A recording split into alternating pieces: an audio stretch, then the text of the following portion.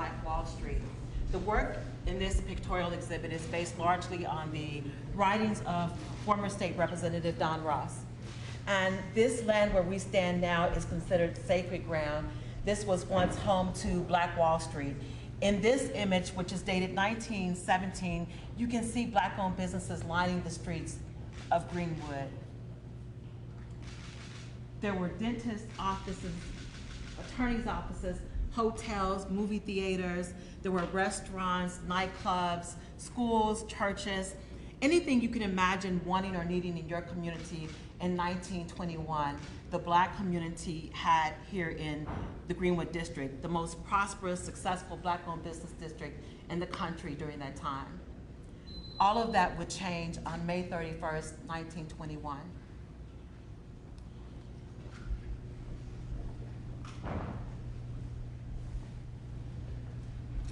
This image here is of Mount Zion Baptist Church. Yeah. And Mount Zion sits just to the west of the Greenwood Cultural Center. In this image, prior to the massacre which took place here, you can see this is actually the church prior to the massacre, and as it is in flames. The massacre took place here 100 years ago due to the false allegation that a Black man, Dick Rowland, had assaulted a young white girl named Sarah Page. Within 24 hours, the community would be completely destroyed at the hands of thousands of white rioters who invaded the Greenwood District, who burned more than 1,000 homes to the ground, 35 square blocks of property, at least 300 people lost their lives, and 300 Black-owned businesses would be completely destroyed. More than $2.7 million in insurance claims were filed by Black homeowners and business owners. Every single insurance claim was denied because it did not contain a riot clause. No riot, it was a massacre. It was a massacre. Mind if I look? Absolutely. When was it was rebuilt in the 50s. So they had just finished building this structure, which was valued at $92,000 in 1921, in April of 1921. Rioters destroyed the church, accusing them of hiding weapons and armory inside the church. Of course, they were not. The church decided to stay and rebuild in the Greenwood District, and this is the church that stands today. What many people don't know about the story of the Greenwood District is that by 1925, the African American community had completely rebuilt the Greenwood District. Without the help or support of the city officials, the city of Tulsa, with many obstacles to overcome, including ordinances that tried to prevent them from rebuilding their homes and businesses, Greenwood would rise from the ashes. And we saw the return, and as you can see in this photograph, the return of Black-owned businesses. In fact, there were more Black-owned businesses following the massacre than prior to. These are all Black-owned businesses lining the streets of the Greenwood District. You're fine. Absolutely. And this speaks to our ancestors' courage, to their strength, to their determination, and to their resiliency. It would be my honor to escort you to 3 of our living survivors with lived experiences who can speak to what they have endured as a result of the 1921 Tulsa Race Massacre. What happened between, was this 25 and 50 in that range? The highway came through, or what was the big change? The expressway, which divided the Greenwood District, which ran through the heart of the Greenwood District, came a little later than the 50s. But several things led to the decline of the Greenwood District. They, of course, rebuilt, and Greenwood would flourish through the 30s and the 40s. But one significant thing that happened was the end of segregation. The dollar, which had circulated in this community up to at least 19 times, was now being spent in white-owned establishments. And when we asked our survivors why they began to spend their money outside of their community, they said, well, we had that right to spend our dollar in white-owned businesses and stores and restaurants, and we wanted to exercise that right, not understanding the long-term consequence that it would have on the small business owner's house in the Greenwood district. So the end of segregation, of course, the expressway being built through the heart of the Black business district, which is something that has happened across our country. Happened in my city, Wilmington, Delaware. We're the 8th largest Black population in America, in Delaware. And the city is more than half African American. And when Dr. King assassinated the riots, and ended up a significant portion of the city was burned, and the National Guard was stationed in the street on every corner with drawn bayonets for 10 months. Only city in America since Reconstruction. And they ended up building where a lot was burned on the west side. They built I-95, goes through there, and it's submerged. I don't know what's the place, the bridge going, the bridge is going. And that's one of the reasons, I mean, to be very serious. In this reconstruction plan, we have the ability to have money to go back and take out those facilities and reconstruct them. What we're trying to do is do a thing, not like, you know, the big thing at Tone, to make that part-time, come back to the neighborhoods again. And it's something that I don't know whether it would be appropriate here, but anyway. Well, it would be significant to this community because you, of course, knows what happens when you build an expressway through the heart of a business district. It caused property values to decline, small business owners began to relocate, and eventually urban renewal would come through, which we often refer to as urban removal. Yep. The promise at one point was to completely rebuild this community. That didn't exactly happen. What we have now today at the corner of Greenwood and Archer is a remnant of what once was. I'd like to escort you Are to you those from survivors. Greenwood? I am. I'm a Tulsa native. I've been here at the Greenwood Cultural Center for 25 years, since my mid-20s or so. Since you're 15. All right. Mr. President, should there be an apology for Tulsa for the massacre start? Mr. President, should there be an apology, a presidential apology for the massacre here in Tulsa? Right through here. Thank you guys. Thank you guys. Just for a moment.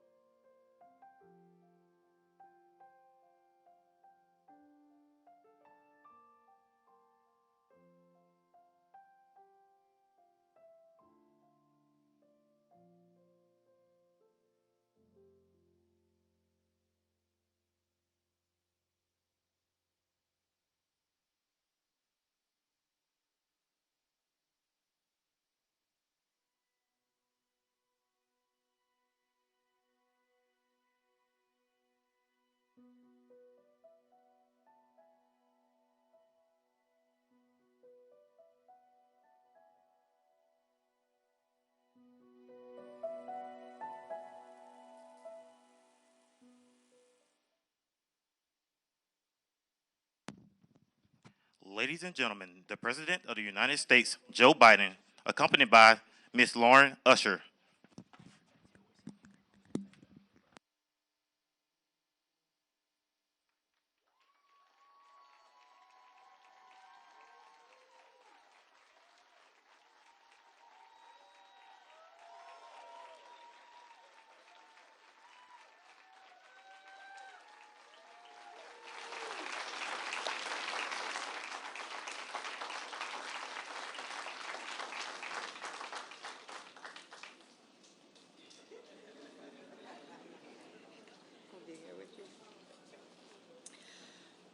When I enrolled as an undergraduate at the University of Pennsylvania, my grandmother gave me a manuscript written by her great-grandfather, J.B. Stratford. It was a memoir that began with J.B.'s father buying his own freedom from enslavement in Versailles, Kentucky, and continued through J.B.'s life as a successful business owner and hotelier in Tulsa, Oklahoma. It was by reading this memoir that I understood a part of family history that had only been spoken about in whisper. The Tulsa race massacre that had destroyed our family business and criminalized our patriarch, J.B. Stratford. Educated at Oberlin College and Indianapolis Law School, J.B. had a hotel business in Tulsa that would have been worth over $2 million in today's money. His hotel, the 54-room Stratford Hotel on the historic Greenwood Avenue, was sacked and burned to the ground during the Tulsa Race Massacre of 1921, along with over 30 square blocks of Black-owned property, causing him to flee to Kansas and later to Chicago to save his own life. He was falsely indicted for inciting the riot by an inflamed white grand jury for daring to stand up with his community to stop a mob from breaking into the jail and lynching a Black teenager named Dick Rowland, sparking the backlash which ended in the grievous massacre. My family worked to get these charges against JB dropped posthumously. I know how lucky I am to have this family history passed down from generation to generation. This history was the one thing that they were not able to steal from us. But as thankful as I am to know my history, I understand that history has no firm line to divide it from the present. Just as there are survivors still with us today from this tragic event, the mentality of the mob to declare that there would never again be another Black Wall Street in Tulsa, that mentality also still survives in many institutions and unfortunately in many people's hearts. Today, we welcome President Joe Biden here to stand beside us as we continue the fight for justice for the survivors and descendants of the Tulsa Massacre. He understands that as a nation, we are and we must be strong enough to confront the dark periods of our history with a bold agenda of equity, repair, and healing. J.B. Stratford died without seeing justice for the crimes against him and his community. But I am sure we will see justice in my lifetime, thanks to the efforts of all of you here joining us today. And now, I introduce to you President Joe Biden.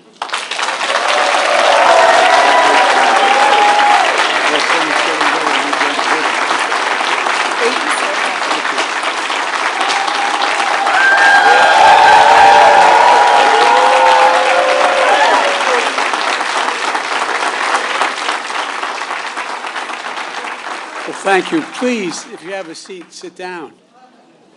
And I got to make one check here.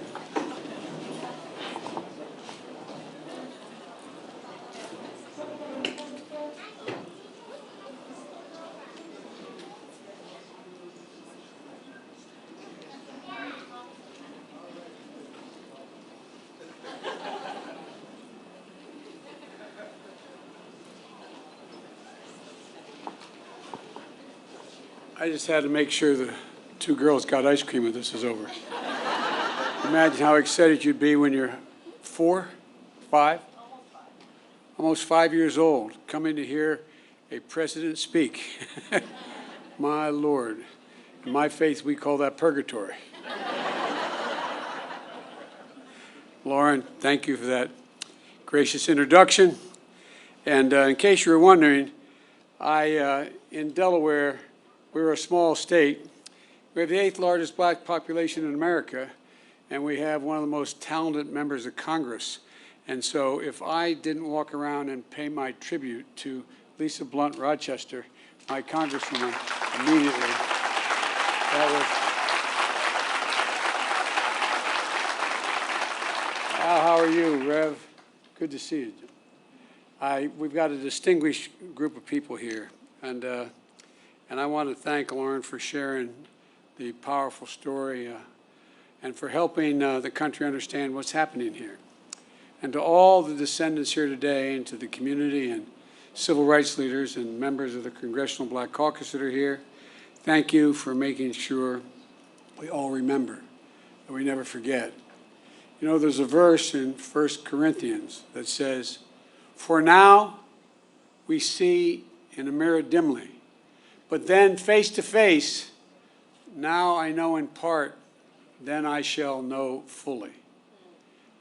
It is, I just toured the Hall of Survivors here in Greenwood Cultural Center. And I want to thank the incredible staff for hosting us here. And I mean that sincerely, thank you. And if I didn't say what my father would insist on, please excuse my back. I apologize. But in the tour I met Mother Randall, who's only 56 years old. God love her. And Mother Fletcher, who's 67 years old. And her brother Van Ellis, who's 100 years old. And he looks like he's 60. Thank you for spending so much time with me. I really mean it. It was a great honor, a genuine honor.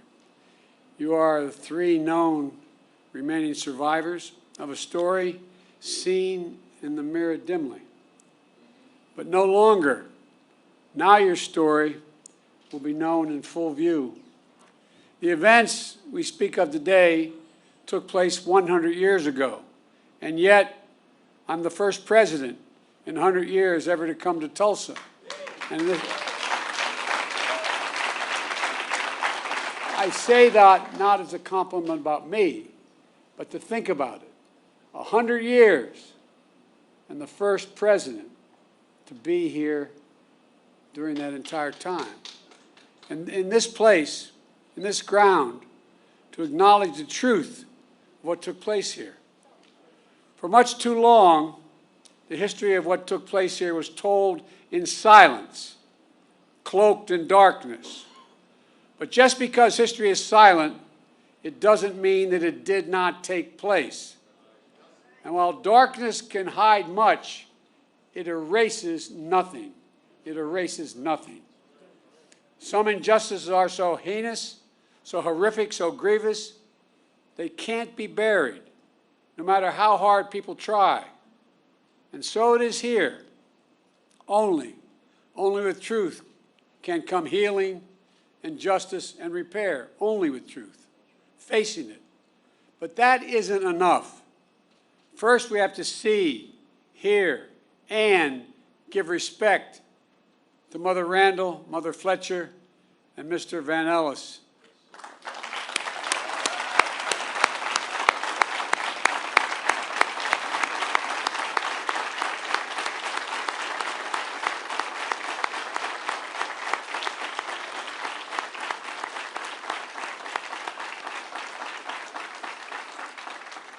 And to all those lost so many years ago, to all the descendants of those who suffered, to this community, that's why we're here, to shine a light, to make sure America knows the story in full. May 1921, formerly enslaved black people and their descendants are here in Tulsa, a boomtown of oil and opportunity and a new frontier. On the north side, across the rail tracks that divided the city already segregated by law, they built something of their own, worthy of their talent and their ambition. Greenwood, a community, a way of life. Black doctors and lawyers, pastors, teachers, running hospitals, law practices, libraries, churches, schools. Black veterans, like the man I had the privilege of giving a command coin to, who fought, volunteered and fought and came home and still faced such prejudice.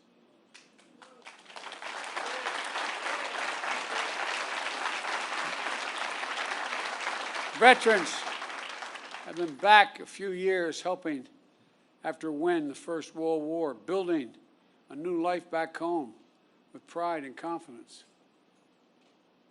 Where Mom and there were at the time, Mom and Pop black diners, grocery stores, barber shops, tailors, the things that make up a community. At the Dreamland Theater, a young black couple holding hands, falling in love. Friends gathered at music clubs and pool halls, at the Monroe family roller skating rink. Visitors staying in hotels like the Stratford. All around, black pride shared by the professional class and the working class, who lived together side by side for blocks on end. Mother Randall was just 6 years old. 6 years old, living with her grandma. She said she was lucky to have a home and toys and fortunate to live without fear. Mother Fletcher was 7 years old, the second of 7 children, the youngest being Mr. Van Ellis, was just a few months old. The children, former sharecroppers, when they went to bed at night in Greenwood, Mother Fletcher says they fell asleep rich in terms of the wealth, not real wealth, but a different wealth, a wealth in culture and community and heritage. But one night changed everything. Everything changed. While Greenwood was a community to itself, it was not separated from the outside. It wasn't everyone, but there was enough hate, resentment, and vengeance in the community. Enough people who believed that America does not belong to everyone and not everyone is created equal. Native Americans, Asian Americans, Hispanic Americans, Black Americans, a belief enforced by law, by badge, by hood, and by noose that speaks to that lit the fuse. It lit it by the spark that it provided. A fuse of fury was an innocent interaction that turned into a terrible, terrible headline allegation of a black male teenager attacking a white female teenager. A white mob of 1,000 gathered around the courthouse where the black teenager is being held, ready to do what still occurred, lynch that young man that night. But 75 black men, including black veterans, arrived to stand guard. Words were exchanged, then a scuffle, then a shots fired. Hell was unleashed. Literal hell was unleashed. Through the night and into the morning, the mob terrorized Greenwood, torches and guns, shooting at will. A mob tied a black man by the waist to the back of their truck with his head banging along the pavement as they drove off. A murdered black family draped over the fence of their home outside. An elderly couple knelt by their bed praying to God with their heart and their soul when they were shot in the back of their heads. Private planes dropping explosives. The first and only domestic aerial assault of its kind on an American city, here in Tulsa. 8 of Greenwood's nearly 24 churches burned like Mount Zion across the street at Vernon AME. Mother Randall said it was like a war. Mother Fletcher says all these years later, she still sees black bodies around. The Greenwood newspaper publisher, A.J. Smitherman, penned a poem of what he heard and felt that night. And here's the poem. He said, "Kill them, burn them, set the pace, teach them how to keep their place. Reign of murder, theft, and plunder was the order of the night." That's what he remembers in the poem that he wrote. 100 years ago, at this hour, on this first day of June, smoke darkened the Tulsa sky, rising from 35 blocks of Greenwood that were left in ash and ember, raised in rubble. Less than 24 hours, 1,100 black homes and businesses were lost. Insurance companies, they had insurance, many of them, rejected claims of damage.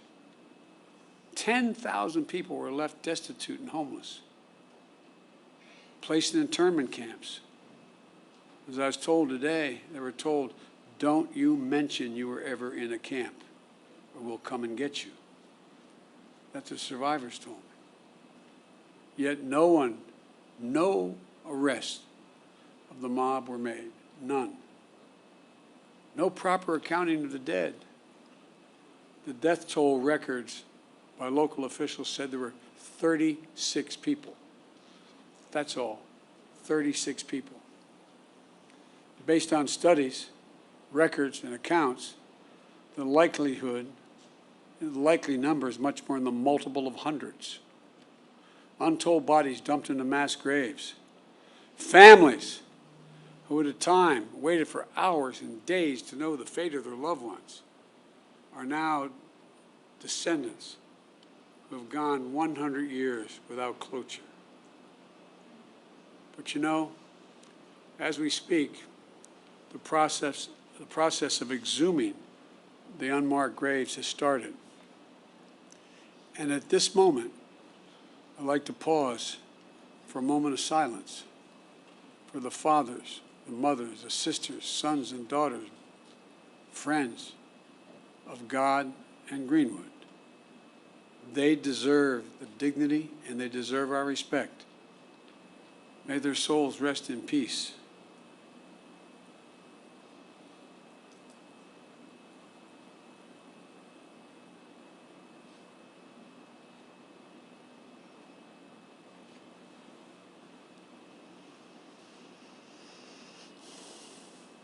My fellow Americans, this was not a riot.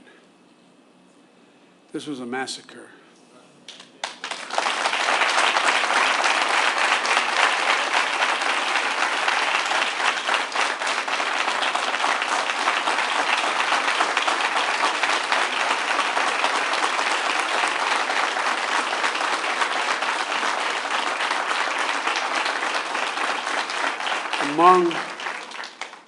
among the worst in our history, but not the only one.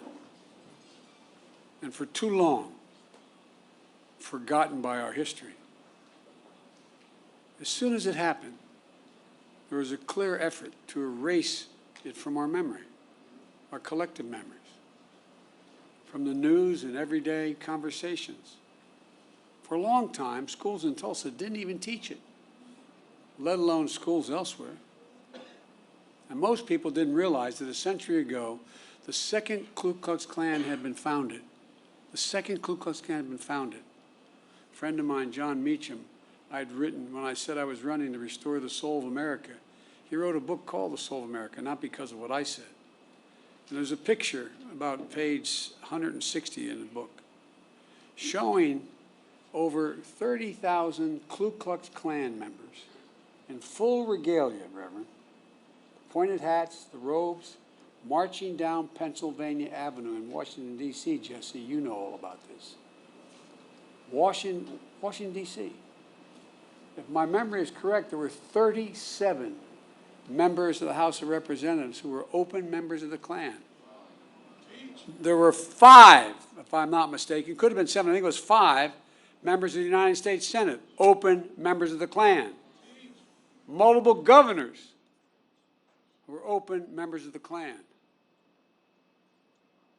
Most people didn't realize that a century ago the Klan was founded just 6 years before the horrific destruction here in Tulsa. And one of the reasons why it was founded was because of guys like me who are Catholic. It wasn't about African Americans then. It was about making sure that all those Polish and Irish and Italian and Eastern European Catholics who came to the United States after World War I would not pollute Christianity. The flames from those burning crosses torched every region of the country. Millions of white Americans belonged to the Klan, and they weren't even embarrassed by it. They were proud of it. And that hate became embedded systematically and systemically in our laws and our culture. We do ourselves no favors by pretending none of this ever happened, or it doesn't impact us today, because it does still impact us today. We can't just choose to learn what we want to know and not what we should know.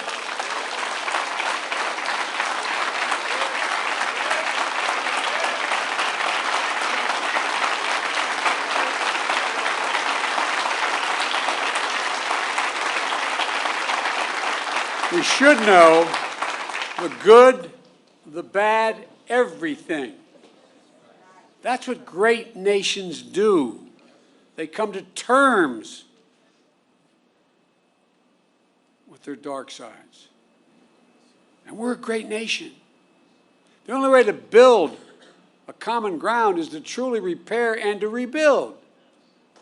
I come here to help fill the silence, because in silence, wounds deepen. And only, as painful as it is, only in remembrance do wounds heal. We just have to choose to remember. We memorialize what happened here in Tulsa, so it can't be erased. We know here, in this hallowed place, we simply can't bury pain and trauma forever. And at some point, there'll be a reckoning, an inflection point, like we're facing right now as a nation. What many people hadn't seen before, or simply refused to see, cannot be ignored any longer. You see it in so many places. And there's greater recognition that for too long, we've allowed a narrowed, cramped view of the promise of this nation to fester. The view that America is a zero-sum game, where there's only one winner. If you succeed, I fail. If you get ahead, I fall behind. If you get a job, I lose mine. And maybe worst of all, if I hold you down, I lift myself up. Instead of, if you do well, we all do well. We see that in Greenwood. This story isn't about the loss of life, but a loss of living, of wealth and prosperity and possibilities that still reverberates today. Mother Fletcher talks about how she was the only able to attend school in the 4th grade and eventually found work in the shipyards as a domestic worker. Mr. Van Ellis has shared how even after enlisting and serving in World War II, he still came home to struggle with a segregated America. Imagine all those hotels and dinners and mom and pop shops that could have been passed down this past 100 years.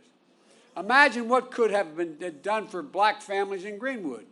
Financial security and generational wealth. If you come from backlines like my family, working class, middle class families, the only way we ever able to generate any wealth was inequity in our homes. Imagine what they contributed then and what they could have contributed all these years.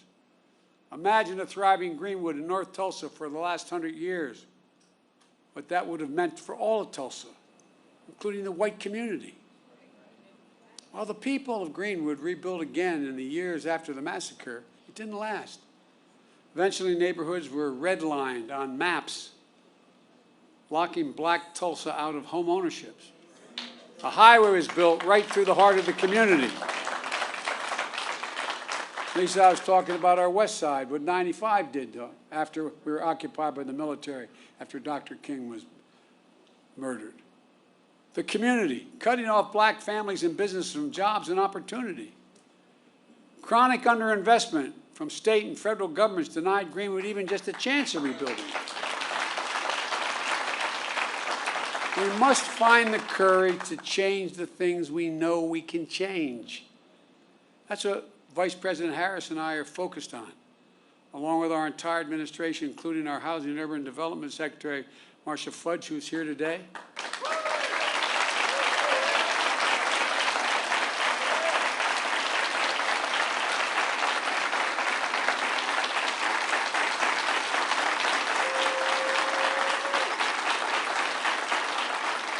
Because today we're announcing 2 expanded efforts targeted toward black wealth creation that will also help the entire community. The first is my administration has launched an aggressive effort to combat racial discrimination in housing.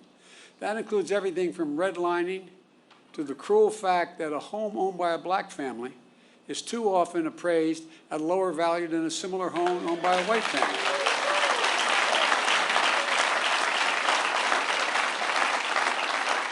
And I might add, and I need help if you have answered this one, I can't figure this one out, Congressman Horsford, but if you live in a black community and there's another one on the other side of the highway, it's a white community, it's built by the same builder, and you have a better driving record than the guy with the same car in the white community, you're getting paid more for your auto insurance. Shockingly, the percentage of black American home ownership is lower today in America than when the Fair Housing Act was passed more than 50 years ago. Lower today. That's wrong. And we're committed to changing that. Just imagine if instead of denying millions of Americans the ability to own their own home and build generational wealth, we made it possible for them to buy a home and build equity into that home and provide for their families. Second, small businesses are the engines of our economy and the glue of our communities. As president, my administration oversees hundreds of billions of dollars in federal contracts for everything from refurbishing decks of aircraft carriers to installing railings in federal buildings to professional services. We have a thing called, I won't go into it all, but there's not enough time now, but I'm determined to use every taxpayer's dollar that is assigned to me to spend going to American companies and American workers that build American products. And as part of that, I'm going to increase the share of the dollars the federal government spends to small disadvantaged businesses, including black and brown small businesses, Right now, it calls for 10%. I'm going to move that to 15% of every dollar spent will be spent with those. I have the authority to do that. Just imagine if instead of denying millions of entrepreneurs the ability to access capital and contracting, we made it possible to take their dreams to the marketplace to create jobs and invest in our communities. The data shows young black entrepreneurs are just as capable of succeeding given the chance as white entrepreneurs are. But they don't have lawyers, they don't have accountants, but they have great ideas. Does anyone doubt this whole nation would be better off from the investments those people make? And I promise you, that's why I set up this National Small Business Administration that's much broader, because they're going to get those loans. Instead of consigning millions of American children to under-resourced schools, let's get each and every child 3 and 4 years old access to school, not daycare, school.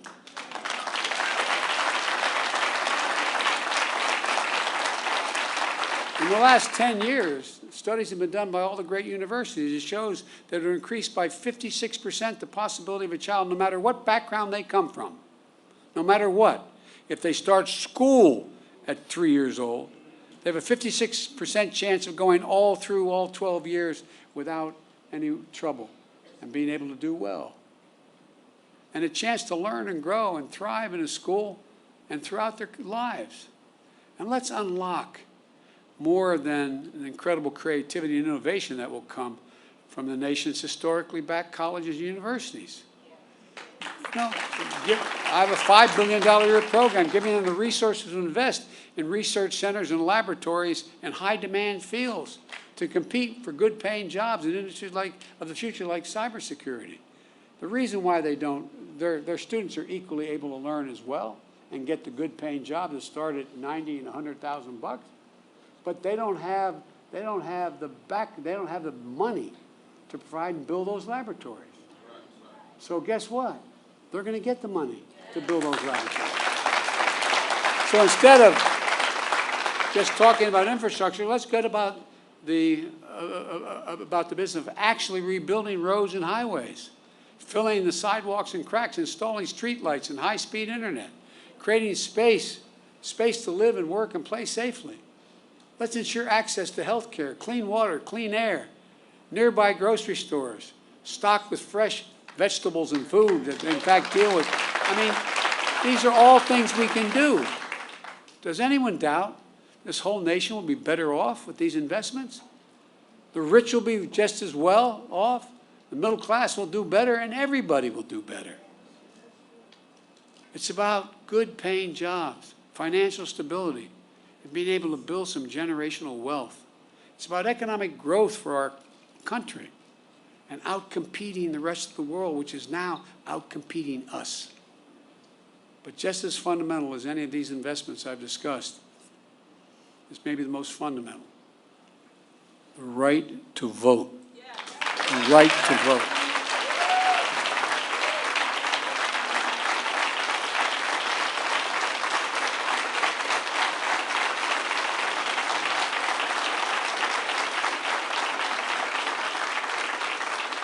A lot of the members of the Black Caucus knew John Lewis better than I did, but I knew him. On his deathbed, like many, I called John to speak to him. Rev, all John wanted to do is talk about how I was doing. He died, I think, about 25 hours later. But you know what John said? He called the right to vote precious, almost sacred. He said the most powerful, nonviolent tool we have in a democratic society. This sacred right is under assault with incredible intensity like I've never seen, even though I got started as a public defender and a civil rights lawyer. With an intensity and aggressiveness that we've not seen in a long, long time. It's simply un-American. It's not, however, sadly, unprecedented. The creed, "We shall overcome," is a long-time mainstay of the civil rights movement, as Jesse Jackson can tell you better than anybody. The obstacle to progress that have to be overcome are a constant challenge. We saw it in the 60s. But with the current assault, it's not just an echo of a distant history. In 2020, we faced a tireless assault on the right to vote. Restrictive laws, lawsuits, threats of intimidation, voter purges, and more. We resolved to overcome it all, and we did. More Americans voted in the last election than in the midst of a pandemic, than any election in American history. You got voters registered. You got voters to the polls. The rule of law held. Democracy prevailed. We overcame. But today, let me be unequivocal. I've been engaged in this work my whole career, and we're going to be ramping up our efforts to overcome again. I will have more to say about this at a later date, a truly unprecedented assault on our democracy, an effort to replace nonpartisan election administrators and to intimidate those charged with tallying and reporting the election results. But today, as for the act of voting itself, I urge voting rights groups in this country to begin to redouble their efforts now to register and educate voters. And in June should be a month of action on Capitol Hill. I hear all the folks on TV saying, why doesn't Biden get this done? Well, because Biden only has a majority of effectively 4 votes in the House and a tie in the Senate, with 2 members of the Senate who vote more with my Republican friends. But we're not giving up. Earlier this year, the House of Representatives passed For the People Act to protect our democracy. The Senate will take it up later this month, and I'm going to fight like heck with every tool at my disposal for its passage. The House is also working on the John Lewis Voting Rights Act, which is critical to providing new legal tools to combat the new assault on the right to vote. To signify the importance of our efforts, today I'm asking Vice President Harris to help these efforts and lead them among her many other responsibilities. With her leadership and your support, we're going to overcome again, I promise you, but it's going to take a hell of a lot of work. And finally, we must address what remains the stain on the soul of America. What happened in Greenwood was an act of hate and domestic terrorism with the through line that exists today still. Just close your eyes. And remember what you saw in Charlottesville 4 years ago on television.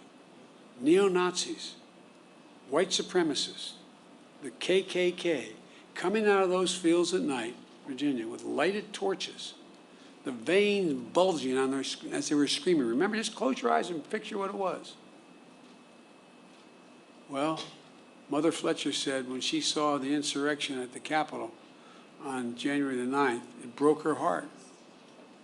A mob of violent white extremists, thugs, said reminded her of what happened here in Greenwood 100 years ago. Look around at the various hate crimes against Asian Americans and Jewish Americans. Hate that never goes away. Hate only hides. Jesse, I think I mentioned this to you. I thought after you guys pushed through with Dr. King, the Voting Rights Act and the Civil Rights Act, I thought we were moved. But what I didn't realize, I thought we had made enormous progress, and I was so proud to be a little part of it. But you know what, Rev? I didn't realize hate's never defeated. It only hides. It hides.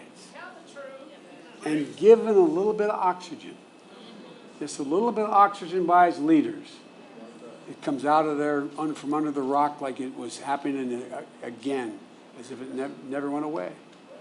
And so, folks, we must not give hate a safe harbor.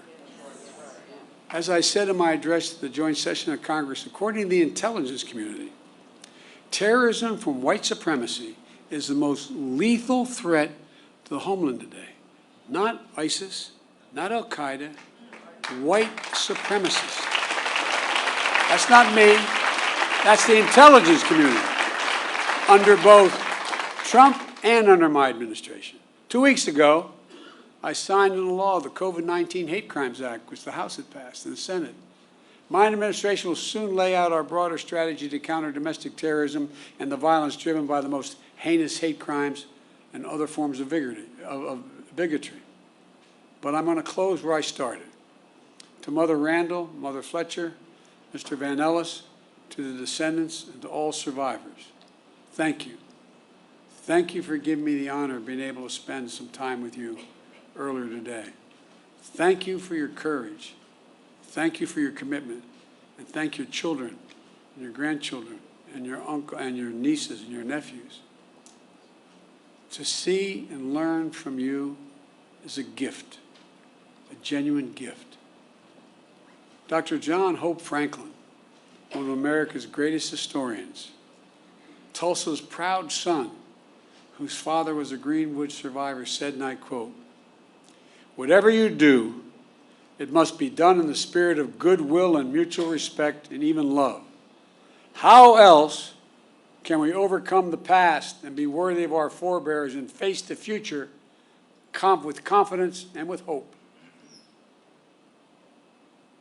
On this sacred and solemn day, may we find that distinctly Greenwood spirit that defines the American spirit, a spirit that gives me so much confidence and hope for the future, that helps us see face to face a spirit that helps us know fully who we are and who we can be as a people and as a nation.